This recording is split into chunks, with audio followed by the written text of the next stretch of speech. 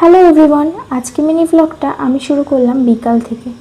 আর আজকে আমার ছিল পড়া, সেই জন্য দেখো মা এখানে দাঁড়িয়েছিল আমার জন্য। আমি লাস্টে এসেছিলাম, মা অনেকক্ষণ দাঁড়িয়েছিল, তারপর আমি গিয়ে খানিকক্ষণ দাঁড়ানোর পরেই অটো এসেছিলো।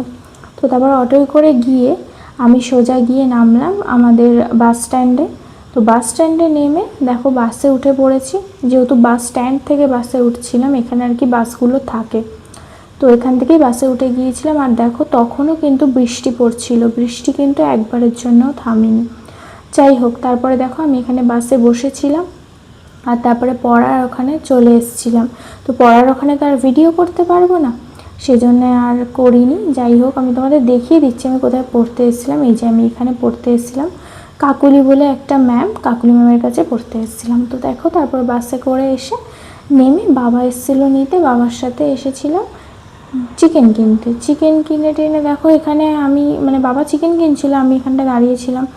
আর আমার প্রচণ্ড গন্ধ লাগছিল, ওই চিকেনের গন্ধ, খুব গা গোলাচ্ছিলো, এই জন্য একটু সাইডে এসে দাঁড়িয়েছিলাম। আর ওই কুকুরটাও ওখানটায় ছিল। যাই হোক, তারপরে এই যে আমরা বাড়ি চলে আসি। আর মা করেছিল ঝাল ঝাল করে চিকেন কষা, আর চিকেন কষা দিয়ে ভাত খেয়ে নিলাম।